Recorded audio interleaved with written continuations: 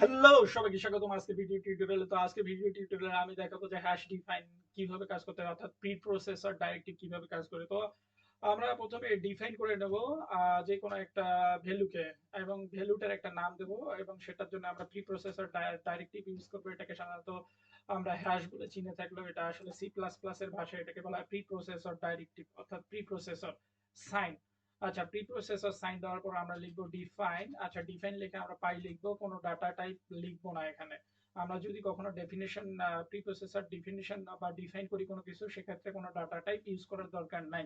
তো আমরা এখানে লিখলাম 3.1416 এবং আপনারা অবশ্যই মনে রাখবেন যে এখানে স্টেটমেন্ট ক্লোজ, অর্থাৎ আপনার সেমিকোলন ইউজ হবে না। সেমিকোলন ইউজ হবে না, অর্থাৎ সেমিকোলন আমরা তুলে দিলাম। তো হ্যাশ ডিফাইন পাই 3.1416 দিলাম, এবং আমরা আরেকটা হ্যাশ ডিফাইন করি। ডিফাইন, হ্যাঁ, এটা নিউ লাইন দিলাম, নিউ লাইন, এবং হচ্ছে এখানে আমরা দিলাম স্ল্যাশ এন। তো এখানে আমরা কোনো স্টেটমেন্ট ক্লোজ ইউজ করব না, কারণ স্টেটমেন্ট ক্লোজের দরকার পড়ে না। হ্যাশ ডিফাইন যখন করা হয় তখন স্টেটমেন্ট ক্লোজের কোনো প্রয়োজন পড়ে না। এই জন্য আমরা কোনো স্টেটমেন্ট ক্লোজ অর্থাৎ সেমিকোলন দিলাম না।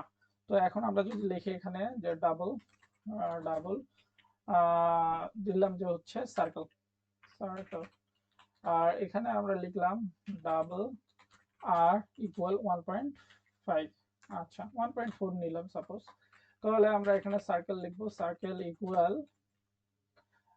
2 ইন্টু পাই, হ্যাঁ, ইন্টু আর, এবং এখানে আমরা লিখলাম, আচ্ছা এখানে লেখার দরকার নেই, এখানে আমরা সি আউট করে দিলাম সার্কেলকে, এবং এখানে দিলাম নিউ লাইন, নিউ লাইন।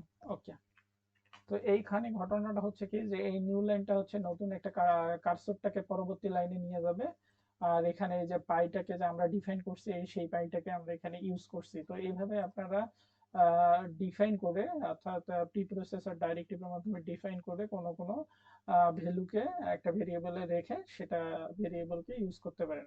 তো আমরা এখানে যদি দেখি নিউ লাইন, নিউ লাইনকে আমরা ডিফাইন করছি, হ্যাঁ, এবং এটার ভ্যালু ছিল স্ল্যাশ এন, আর এখানে আমরা ডিফাইন করছি 3.1416 কে পাইয়ের মাধ্যমে। সেই পাইটাকে আমরা এখানে ইউজ করছি, আর নিউ লাইনটাকে এখানে ইউজ করছি। তো আমরা যদি এখন আমরা রেজাল্ট দেখি, আউটপুট দেখি, তো এখানে আমরা যদি আউটপুট দেখি তাহলে দেখবেন 8.796। তো এই হচ্ছে বিষয়। আশা করি আপনারা এই ডিফাইনের ব্যবহার সম্পর্কে জানতে পারছেন। ধন্যবাদ।